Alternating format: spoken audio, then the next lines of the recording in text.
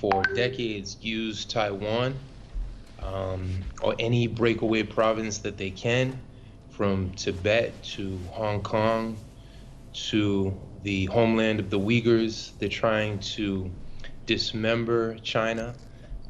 We should all remember that China was a colonized country.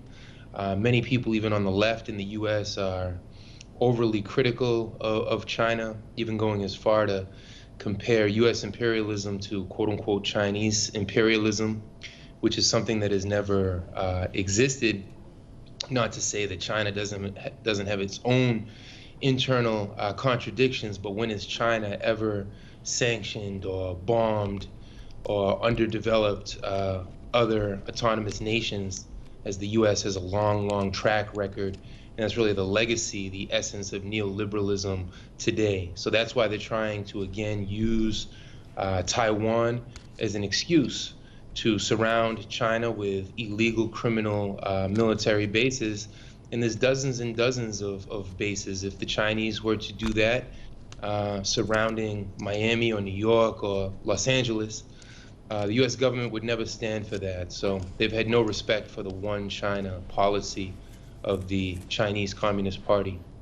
And the funny thing is, Danny, how much respect do they actually have for Taiwan? We know a lot of U.S. so-called allies recently have had the chair pulled out from under the Kurds in Syria, the Afghan government, to say the least, people that vested a lot and thought the U.S. had their back. Should the U.S. support Taiwan militarily to the point where there's a confrontation between Beijing and Taipei? What's the U.S. going to do then? I mean, we know there's a very narrow chance it's going to go heads up with Beijing. Well, the slogan, "No New Cold War on China," is all too relevant. Neoliberalism is at odds with national autonomy, whether it's the Kurdish people or the Chinese people or the Palestinian people. But they will selective outrage with crocodile tears. They'll try to use the Taiwan, or they'll try to use the Kurds at different points in history to pry them away from the primary enemy, which is a strong, united socialist China, which they want to penetrate 1,000 times over. Any resistance, any unity acted out by the Chinese Communist Party and their leadership is seen as a grave threat by the United States. That's why we see this constant rhetoric today about LinkedIn being shut down and about the poor Taiwanese. This is hypocrisy. This is the essence of the new Cold War against China. And how do you see things playing out between Taipei, Beijing, and Washington, Danny? Well, there's already a diplomatic war. There's a commercial war. It's played out in 1,000 different ways. If Washington could, they would continue to sanction. Right now, 1/3 of the world wakes up every day under U.S. sanctions.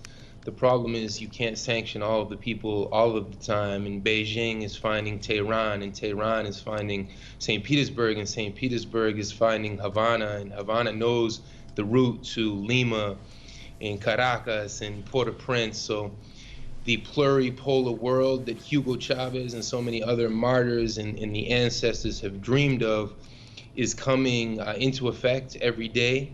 But of course, the peoples of the world continue to suffer and fight back. This regime of sanctions is very cruel on the Iranian and Venezuelan people, but a strong China means there's this massive counterweight in an increasingly polar world, a multipolar world where U.S. unipolarity no longer holds the sway that it has for the past few decades. So how beautiful to see different countries breaking free of U.S. hegemony. And China is at the center of that, as is the Bolivarian camp in Russia as counterweights to U.S. imperialism. Thank you, Danny. Always a pleasure to check in with you. Stay safe.